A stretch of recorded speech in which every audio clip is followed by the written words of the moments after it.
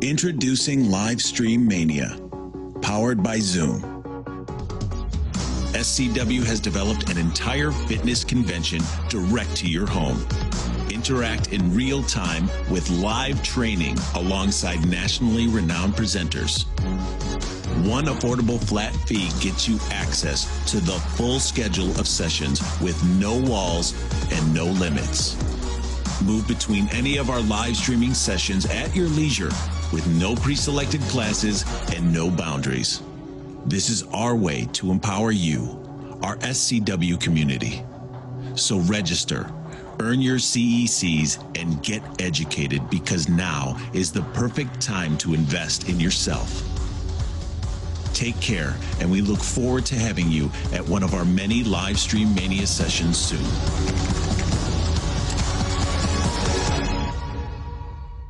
So thank you. That was great. And I'm going to pop back in. And what we're going to be talking about right now is pulling ourselves up through the reopening of our facilities. We're in the next phase. People are opening up. We've got almost 1/3 of our states are open. 1/3 of our states feels like we're never going to open, and we don't even really care about Canada, but we invited Maureen Hagan because we love her. Okay, in Europe, we don't know why we invited Emma, except we love the way she wears her hair that I copy all the time. All right, so many of us are still preparing to reopen, and some of us have already opened. This is a difficult time in our fitness history. Frankly, this is an incredibly unique time. We've never experienced anything like this. We've never had studios or a business closed for over 2 months. We've never had to reopen. Also, there's greater opportunity out there for online and new programming, things like that. So how are we going to come through this socially, physically, emotionally? So we invited Emma Berry. Emma Berry is a global fitness authority who advises the innovative edge of fitness, which is boutique studios, budget clubs, digital workouts, and fit tech startups. We have the wonderful Maureen Hagan, Mo Hagan, an international award-winning fitness instructor, program director, 2019 Canadian Fitness Instructor Leader of the Year, and she's the COO for CanFitPro. And then we have the wonderful Kimberly Spreen-Glick, who is my former boss when I worked for a lifetime. I'm still scared of her. She has over 25 years of experience teaching fitness and yoga, as well as professional and personal development. She served as the Senior Director of Fitness, Group Fitness at Lifetime for over 10 years, for over a decade. And Kimberly, welcome. I think of you when I think of how am I going to emerge? Like, what am I going to deal with kind of emotionally? I always read your emails and I feel the sense of community that you build. What are your thoughts about how we're going to emerge from this pandemic? I think that there's something to really put our minds around, and that is the fact that we really have a choice as to where we're going to put our focus, what we're going to choose to focus on, how we're going to choose to see it. And when you think of re-emerging, it can be a scary thing filled with anxiety and uncertainty, or it can be this exciting, maybe even almost a blank slate for some opportunity, and what can I do with this opportunity? And I would just really encourage everyone to step one, start with patience and grace for yourself and everyone you're going to be collaborating with as we kind of re-emerge, but then just really start to ask yourself, what can come from this? What can I learn from this? What opportunities can come from this? And how can I continue to, live my purpose in the world, live passionately in this industry, doing what I love to do in perhaps a different way than I have before, and knowing that it's okay. I really like that. I'm seeing Emma, she can't stop shaking her head. She looks like the dog in the back of a car. So Emma, go. I Venmoed her a little while ago to do that. Yeah, I mean, just to reiterate, this is a time we've all had some self-reflection. We've had a reset moment. Things are definitely going to be a little bit different. We were talking before this You know, path to profitability will be a little bit different because some of us are limited, 50%, maybe even up to 65% if you're in the boutiques, in terms of the amount of people you can fit in your facilities now, and then the pay per head, the models, all of these things. So again, there's a pent-up energy. People cannot wait to get back together, wait to go back to our favourite restaurants, Sarah, wait to go and hang out with people again. So I think, you know, we have to be joyous about this and really enjoy those human moments, take all the care that we need to, especially as we're being directed by our government and our national authorities. But really look forward to that moment. And things are different, but that's a challenge for us. It's also a great challenge for us to look at everything we do, turn it all over and make it better. You know, I know a lot of people have used this last 2 or 3 months to improve their systems, make some tough decisions they've been putting off, you know, treat people in a different way. You know, we're also, of course, with Black Lives Matter and everything happening in the racial space, we're having to rethink that as well. So this is a whole new blank slate, you know, to be honest. And you've got to be excited. And we're in the fitness industry, so we are naturally excited. We have to bring excited to this. We have to find a solution. People want to move. They need to move.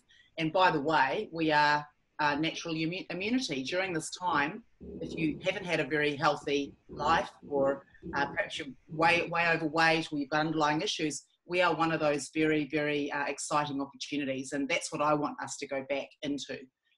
I think that's great. And Mo, you always have a beautiful perspective on people and processes and systems. And what are your thoughts about how do we re-emerge from this pandemic?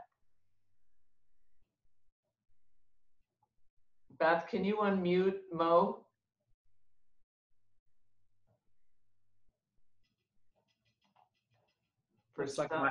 There we go. I think I'm good now. Yes, you are. Great. I tried to mute myself through some background noise. Thanks. You know, people, I'll start there.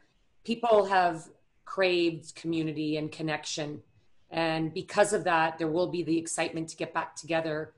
There will also be a hesitation on what that togetherness or community will look like. But what we know to be so true is we will emerge even stronger because of missing out and missing being together. And Sarah, you're always such a big fan of group fitness, but even though we will have restrictions on capacities and what type of classes, people will crave coming back to their group community. People will crave coming back to a formal exercise environment for that accountability and that connection.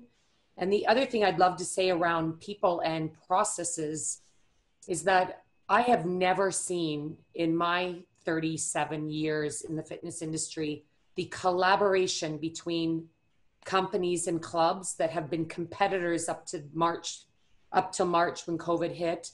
I've never seen more clubs work closer together. So we will emerge stronger as an industry. I believe that. It's people, it's processes, because there'll be no excuse now what we fought to get from cleanliness at clubs.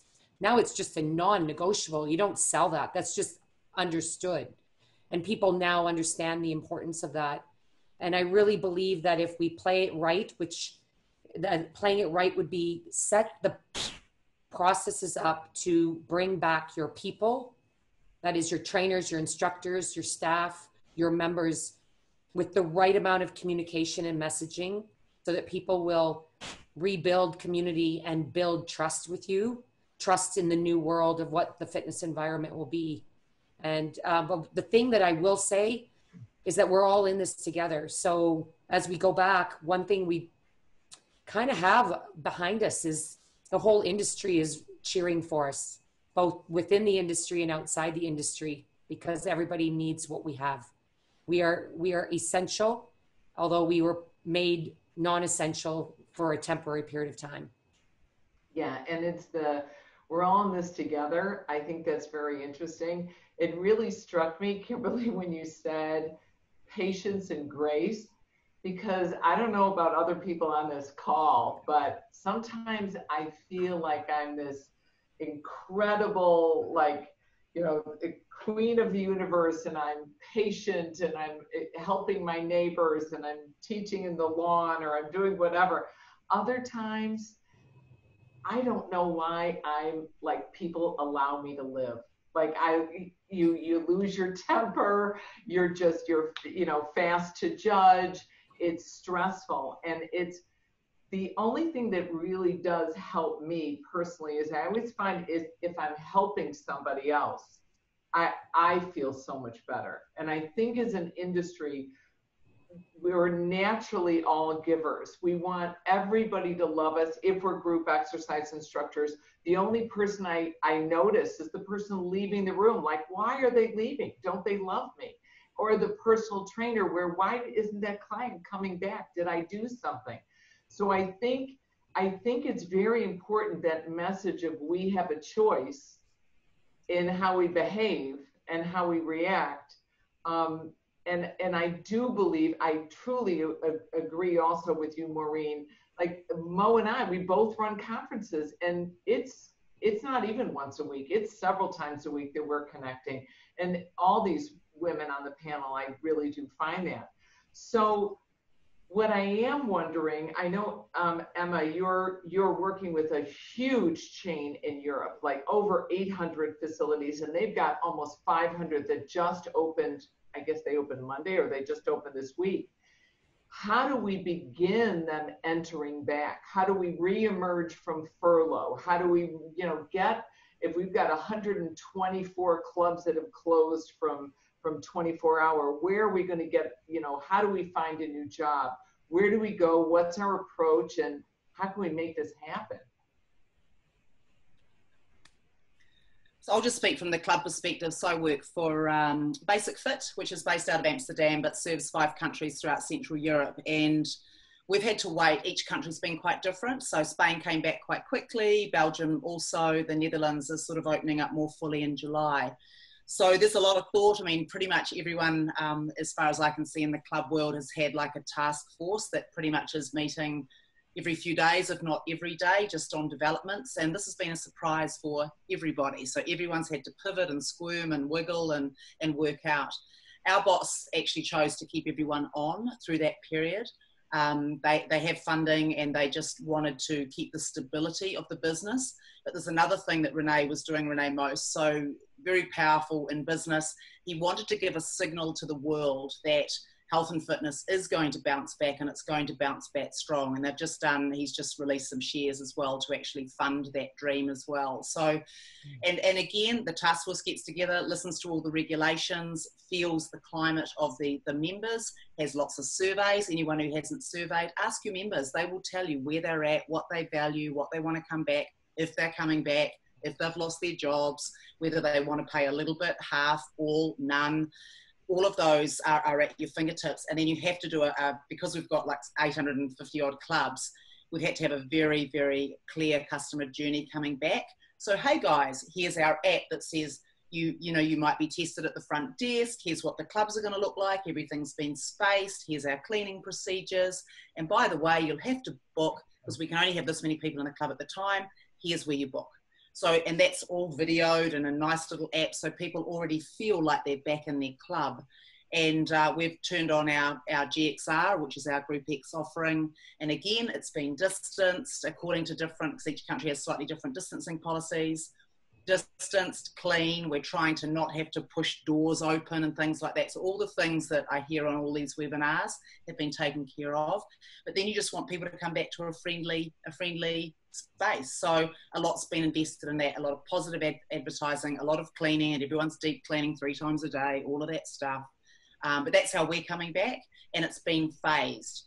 But we've switched on our Group X quite a lot sooner than other brands have. Some of them open the gym floor, then they open GX maybe 2, 3, 4 weeks later, then maybe they open the locker rooms. We've been able to switch on things a little bit more because we're a bit more automated. So that's the experience over there. Boutiques are similar.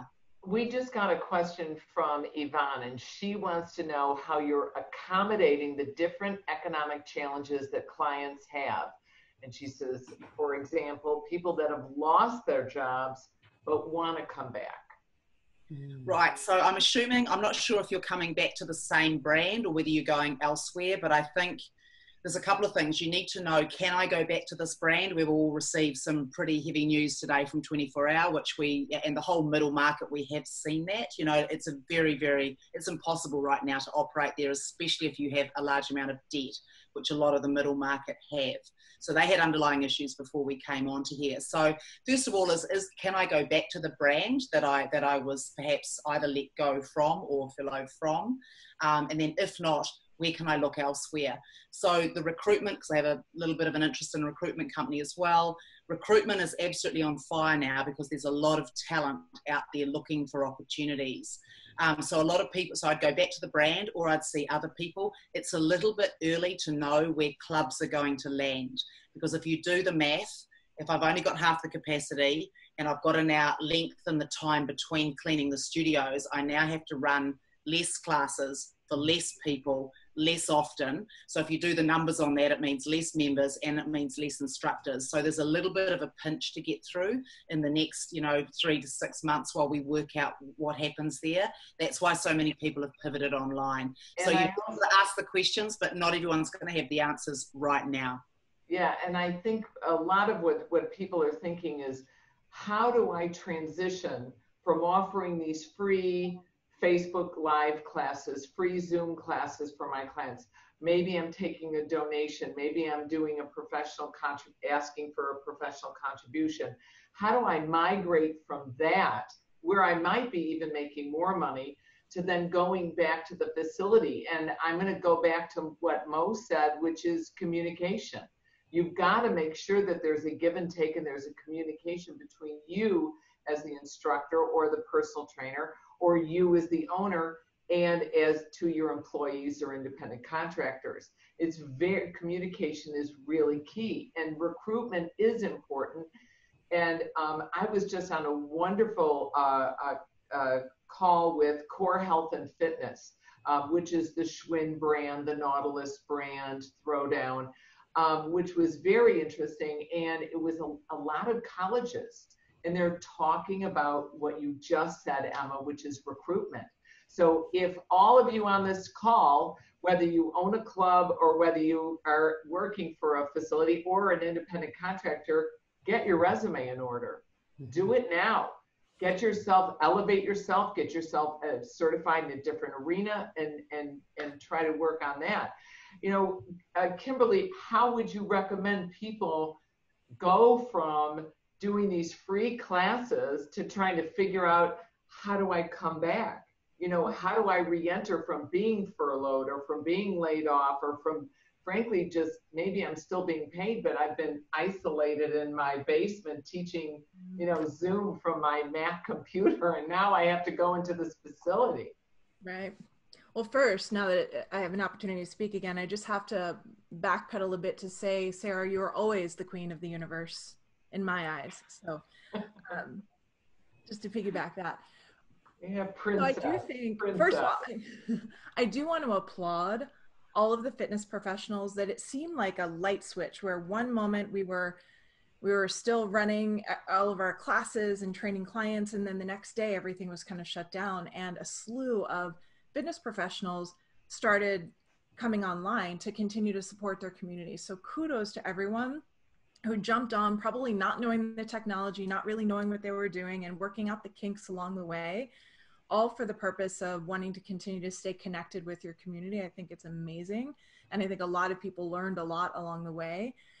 I really, truly believe, first and foremost, that you can live in both worlds. I'm proof of that. I left my corporate role in 2017 to be able to begin an online platform, but I still have been teaching live classes ever since.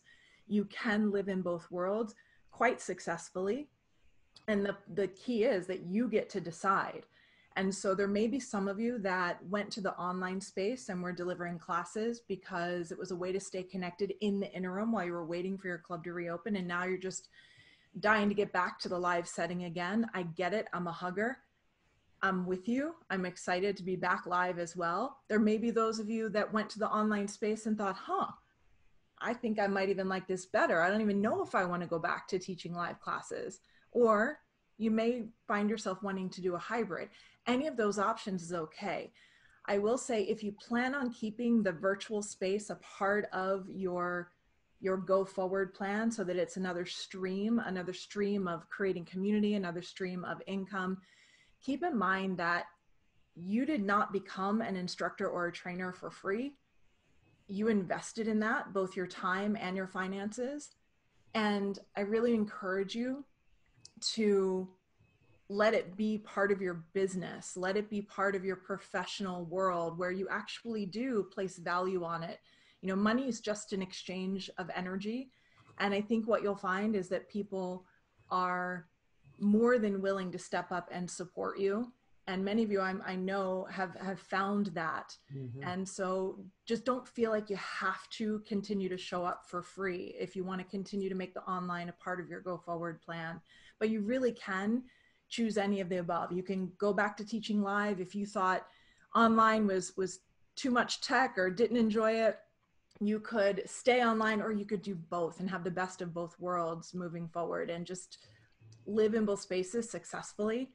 And God, lots of opportunity. I really like that, because there's actually 4 channels that we can choose.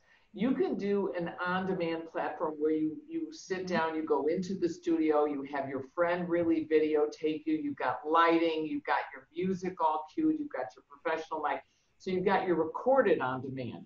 Then you could do your live streaming.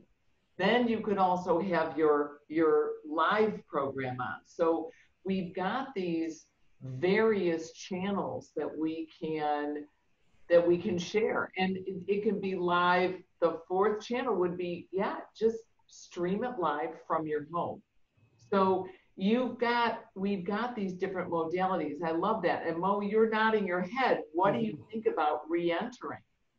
Well, first of all, I'd love to say that the opportunity is much bigger than it was even before all of this, because instructors, as you said, Kimberly, instructors who have jumped online, they've created a way to connect with their community. They've built themselves a brand and a business without even planning it. It was out of need and desire to stay connected. So carefully look at that, because if it's something you've been enjoying, then keep it going. It also shows that you've become an expert in this field or this channel. So when you do go back to your employer, you now have new skills, because most clubs that I've been speaking with, if they did not have a virtual platform, an on-demand or live streaming opportunity, they're going to be developing that so that they have ways to maintain membership dues if for whatever reason we've ever have to live through this again. They will not be caught, without a solution. At Good Life Fitness in Canada, where I work as well as working at CanFitPro, overnight we closed over 400 facilities, 11,000 associates on temporary work stoppage. Now that we are planning our comeback, which just started this past week in one province, well, 2 provinces, the East Coast, PEI, and the West Coast, BC, those that have been working online, they're now able to join the new online program opportunities for their employer. They're becoming our superstars, our rock stars for our live streaming classes, which we will be doing. To Emma's point about restricting capacity, less classes, the ones that we will be offering, there'll be a select number of those that will be live streamed so we can serve more of our members, and those that are not even our members through a whole new membership channel, Good Life at Home. And that will be also addressing those who have asked, what do I do if I can't join my club because I've been out of work, I don't have the ability to pay dues? Perhaps you could look at some of the offerings from your facility or another facility that offers an at-home, on-demand membership. For those coming back, I just want to say, for those coming back, we've been more fortunate in Canada. Many of our associates have been put on temporary work stoppage, so they haven't lost their jobs. They've just been on temporary work leave, and they're now starting to be integrated back into the clubs. And that's really interesting. I just put in the chat, somebody asked, like, what do you think of this online stuff? And my opinion is work with a company. And Beth, I'm going to ask you to also put in Burn Along and PT Hub. I'm not sure if I've got those in there as well. So to add those in, there's a lot of different companies out there, and they're all offering like free months and things like that. So give them a try. I got this list from you, Emma. So thank you. Yes, I did. Thank you for that. And in thinking of the online, there is a great opportunity there, you guys. We run the online certifications, and we were really scared when we started doing them live streaming as well as live at the conferences that we were going to lose these attendees. And my staff was really concerned. I was like, we're going there, we're doing it. And this was last October in 2019. It feels like a decade ago. And we actually got more people to attend live when we added the live stream. So we more than doubled being able to reach people. And one of the things that was really touching was there were people that were going to begin teaching, which are very similar to clients that are going to be coming back from exercise. And these new teachers didn't want to turn their cameras on. So our group fitness leader, Jeff Howard, who's fabulous, he let them keep their cameras off. And I'm freaking out a little bit. I'm like, we got to look at their posture and their body alignment. Now they're cueing properly. And, you know, and by lunch, they all started turning their cameras on. But these are people that never would have entered the industry. And you have the opportunity to reach clients that never would have walked into your club. So these opportunities that we're talking about are very significant. And what we've also gotten questions asked about, like programming alternatives. What programming alternatives should we embrace after the pandemic? I mean, Emma, I know you got your pulse on what's going on with different offerings. What do you think is going to be important at this point? What do you mean in terms of programming? Well, for group exercise programming, personal training, maybe Kimberly, I'm also going to bring you into this because you said Lifetime used to have every piece of equipment in the world. It was like, you know, a vomit of plastic and rubber, you know, and now we're stuck with body weight. So, yeah. Okay, maybe vomit wasn't the right word, but, yeah. but thank you for sharing that with us, though. Okay. Keeping it real. Look, yeah, for my part, people have been desperate, and we know this because if you look at all of the platforms, the digital and the interactive platforms like Peloton and Mirror and Tonal and the rest of them, you know, they're all in triple-digit growth because people didn't just, you know, I mean, I don't know about you guys, if I do one more burpee in the garage in the dark, I'm going to kill myself. You know, it's like, so you get to that point, but people have been drawn towards the bikes, drawn towards the treadmills. You know, there's a shortage of kettlebells in New York City. Like, so people want stuff to haul around, you know, because they've done what they can at home. There's been so many people walking and running and all of that good stuff. So equipment does have equity around it. However, most people, as we've seen, there's an operational expense, and the operating expense around cleaning has just gone through the roof, and safety, you know, which is underlying that. So what we've seen is a lot of the boutiques have come back. They've either had to have a deep clean. So if you're in a boutique, I know that SoulCycle and some of those folks have opened up in Dallas, where a class of 50 has become a class of 8. And then that whole, you know, those bikes and everything around it gets cleaned deeply in between each class. So there's a way of phasing it in. Like my friends in Europe have basically started outside. They've all been running in the parks, booked out all the parks, and they've been going outside. People have been encouraged to bring their own yoga mats, bring their own excos, you know, whatever they're working with. The clubs that we have opened do have equipment, but we also have very stringent cleaning operations in place as well, and that is shared with the members. People are having to sign waivers. I promise to, I will behave like this, so I will do this. So that's happening. So there's a phased approach, or there has to be more cleaning, and you have to decide as a business what you're going to do. But my feeling is that people are coming back to be together, but also to do all the stuff they couldn't do, the chin-ups, the squats, the running, those things. That would be my observation. Great. And Kimberly, what do you think, how is Lifetime, you know, coming back? I know we're here in California. Some of the markets have already reopened, so I was able to learn a bit from their experience so far. California opens tomorrow. In fact, in 2 hours, I'm going to be sitting in a meeting at the local club, learning all the new protocols and such. But the decision was made very similar to what everyone else is doing. It's going to be only 50 to 70% of the schedule we had when the clubs were shut down. So instructors have fewer classes, if any. The class capacity has dropped significantly to allow for the physical distancing, and then yeah, the equipment to ensure that we are able to keep those stringent cleaning protocols in place. The equipment that, as you said, Sarah, it used to be everything but the kitchen sink available in those studios for this myriad of classes. There's actually fewer class types being offered because all of the classes that required the extensive levels of equipment have been paired. I think Kimberly lost a little bit. Oh, I think she's frozen. Okay. maybe could I pop in and just add a little bit to yes, that? please. So in Canada, we came across a piece of research that was talking about high intensity aerobic exercise and how that is more of a risk for the spread of the virus. So with Good Life and many of the clubs in Canada, when they bring back their programming, they're eliminating high intensity aerobic classes such as body attack, HIIT, etc., for a period of phase one. There are also many clubs are using equipment. As Emma said, they want the variety. However, we're setting up equipment before the class. The member walks into their designated space they sign in for through the app, and they walk in, they're in their space, the equipment is there for them. They leave the space, the equipment is cleaned and then either put away or used for the next class.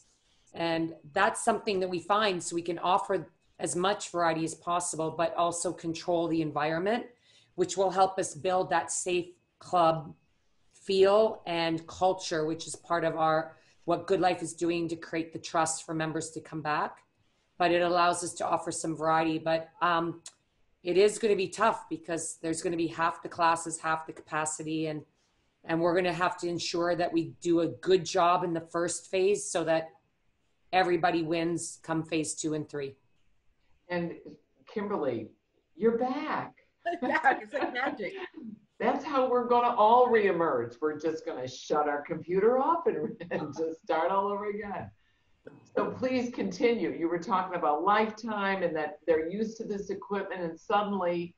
Mm-hmm. Yeah, I just want to say for the record that once I got cut off, I said some really deep, meaningful philosophical things that were very powerful. I can't remember them right now, but so instructors, I mean, luckily as humans, we are so wildly adaptable, and especially I would say group fitness instructors, trainers, fitness professionals, we can adapt quickly. And so instructors and trainers are going to have to be more creative with what they have for the time being. But I think also everyone knows that this is temporary, and everyone is just needing to step into this with a sense of, again, patience and grace, knowing that we're going to get through this. And as Mo said, we're all in this together. We're going to get to the other side. We're going to be stronger and more compassionate for it, but also remembering that at the core of it, we are hardwired for connection. So the fact that we get to come back together is a huge blessing for all of us. So we just need to be patient with the process for now. I think that's great. And I also see that, you know, we have to think that everybody's been in their garage doing burpees, but a lot of people have just been sitting on the couch eating Pringles. So we have to look at this and go, we're going to get these people coming back, and they're going to come back with a vengeance. It's like a postpartum woman, like, oh, thank the Lord, I got this thing out of me.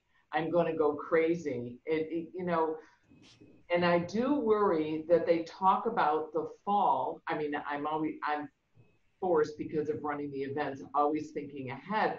I think about September or October, they're thinking maybe there'll be a little bit of resurgence. And we talk about fitness being an immunity booster. That's very, very important. But if they're coming back with this huge vengeance, doing these high intensity interval training programs, that actually lowers your immunity for the day to a couple days after the workout until your body kind of rebuilds and you come back.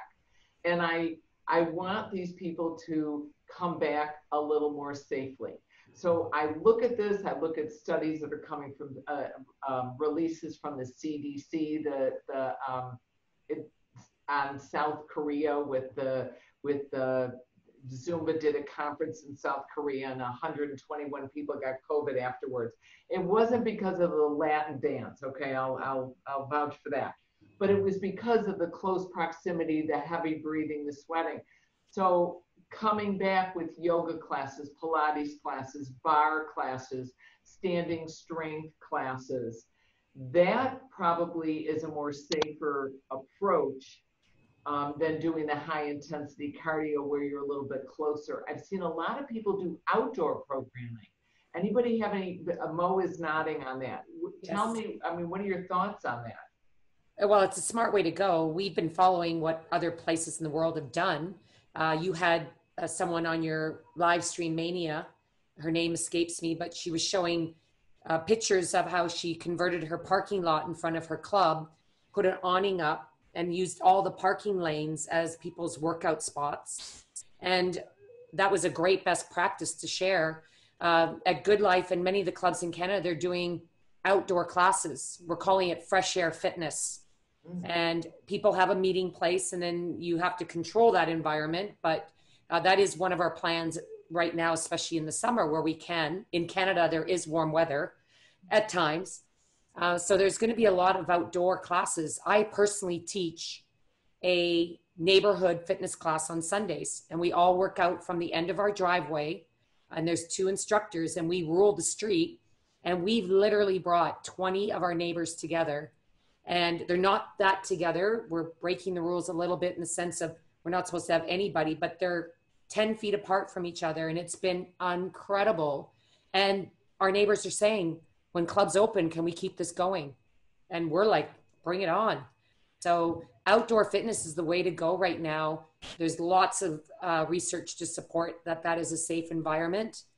And, you know, you just have to be a really great coach.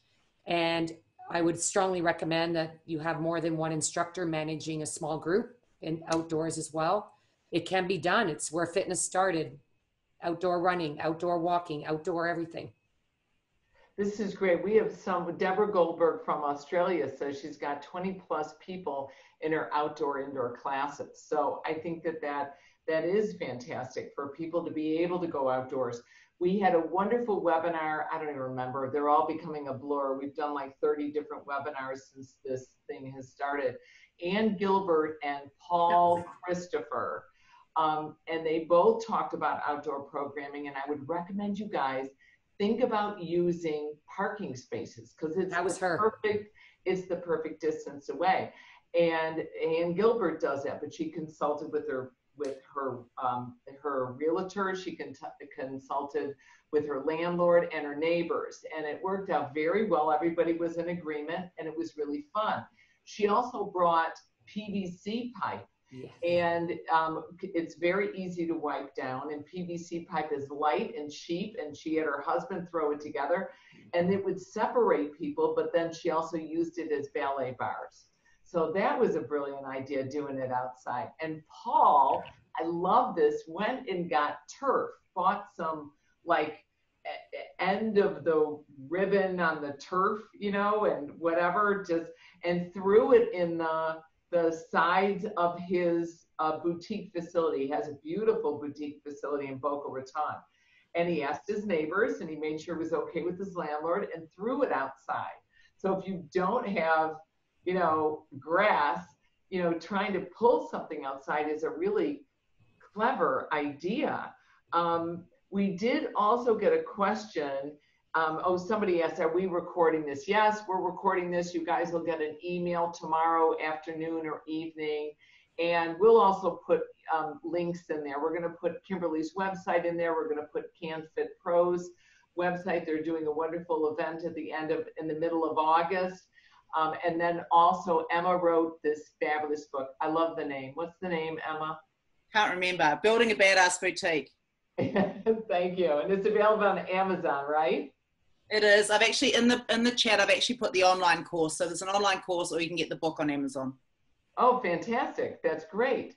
Now, what strategies can we employ to help our students become more comfortable? Our students, like, I know we're adaptable, Kimberly. I know that, but it is weird. Like you said, you're a hugger. I told you guys, I went to dinner last Saturday night out.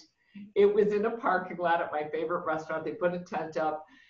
I didn't hug people, but it was just like, I felt like I was on, the Desperate Housewives of Wilmette, Illinois. I was like air kissing. It was like, you can't touch anybody. But how do we make our clients feel more socially and physically close during this time? I mean, during the reemergence. Yeah, it's really an interesting time. And there's a lot of research around just, human motivation psychology. I always go back to Abraham Maslow's hierarchy of needs that, a lot of psychologists and positive psychologists still refer to as kind of the golden rule, even though it was created and researched in the 40s, published in the 50s. But it states that we have these basic primal needs, which would be, of course, air, food, water, and safety. Those are the primary and primal needs. And the very next need we have is belongingness, the need to feel like we're part of something bigger. So here we have these two needs that are researched to be the most intense needs of humankind, and they're kind of battling it out right now, because there are going to be people that want to come back and can't wait to get back, and maybe they're huggers too, and maybe we'll start to run toward each other, and then we'll stop short and do an air hug or something. I don't know, but maybe an air high five or the kisses perhaps. But they're kind of battling it out in our psyche right now, where people want so badly. Again, we're hardwired socially for connection. So we want so badly to be back together with our community. And yet there's this safety piece that is lingering that people are going to need to work through. So from the standpoint of us as the fitness professionals and the leaders that are stepping back into the space to welcome these people in, I think we just have to meet them where they're at. For those that are being brave enough, bold enough to come back into classes and to train on the workout floor, I think we need to embrace that. We need to applaud that. And yet at the same time, not shame anyone for not being ready for anything, whether it's... Oh, we froze. All right, I'm going to ask a question. Jeffrey posed this in the chat box.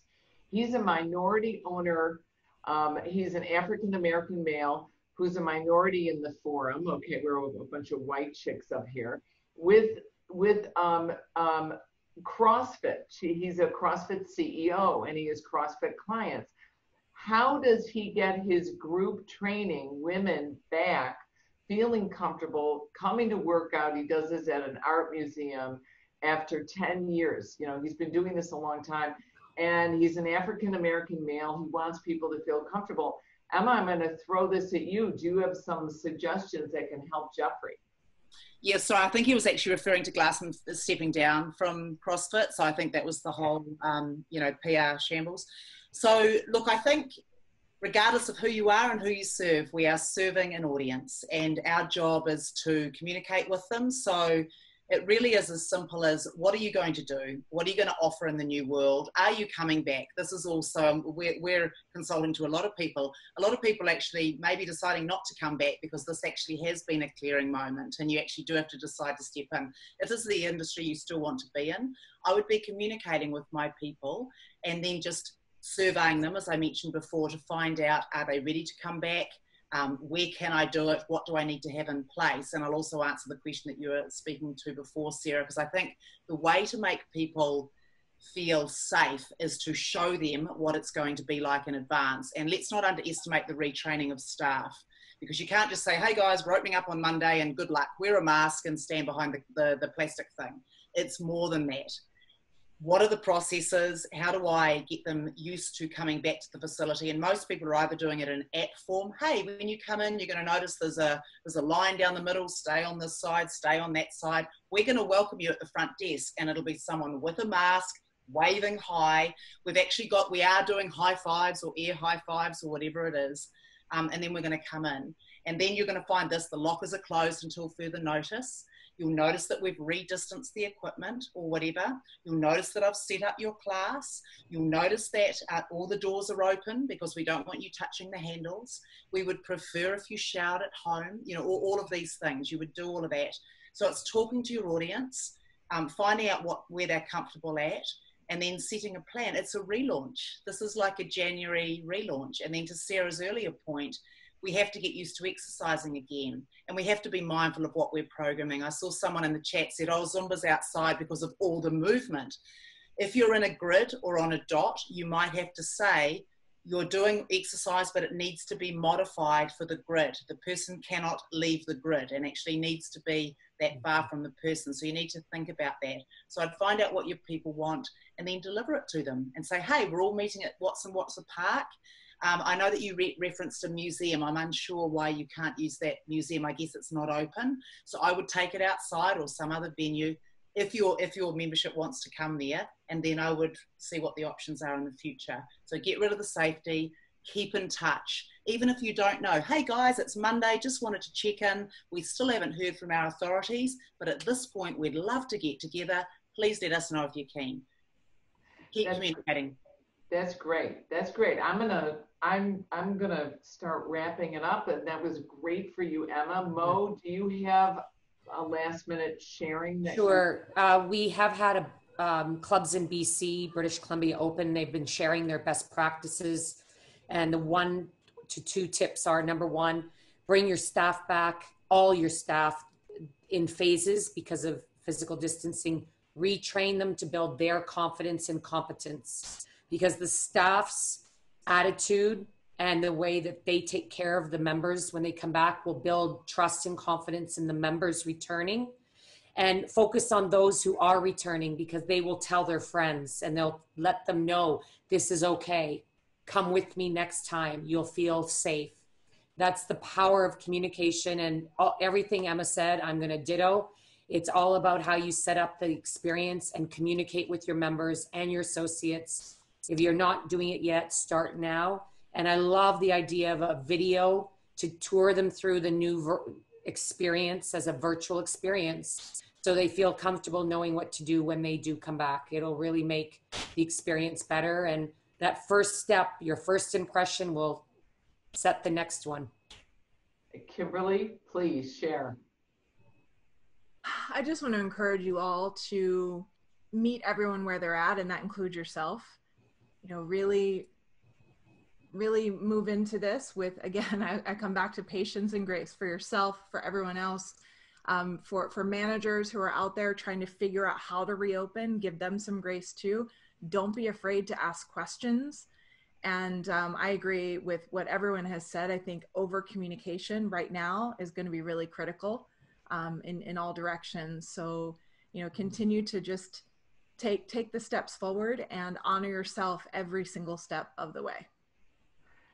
And with that knowledge of patience and grace, I'm going to share my screen, you guys.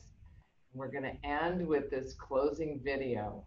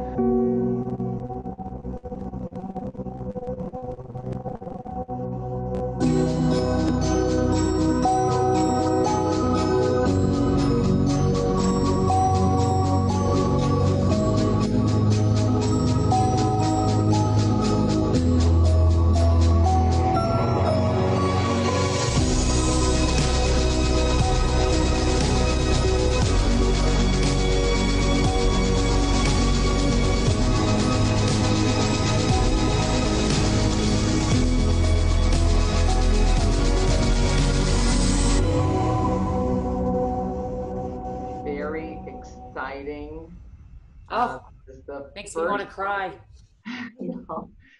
I do want to tell you all, we're coming back with Dallas end of August, okay? It's modified programs, social distancing. I'm going to take your temperature. I might touch other parts of your body. You never know. Asking questions, no diarrhea, no coughing, no high temperatures. But we are going to try to come back. I want to thank these incredible women. They're like my idols in the fitness industry. Emma Berry, Mo Hagan, Kimberly Glick. And I thank all of you for coming. Hi, Rebecca Kofat. And I want to thank you all for coming. Have a great night. We will see you next Thursday is our next webinar. We're going to once a week, okay? We think we're re-emerging. I think you can last a week. So we'll see you next week. We're going to be talking about active aging, same time, same bat time, same bat channel. Good night, everybody. Sara, you're amazing. Thank you for everything you do. Bye. Bye, besties.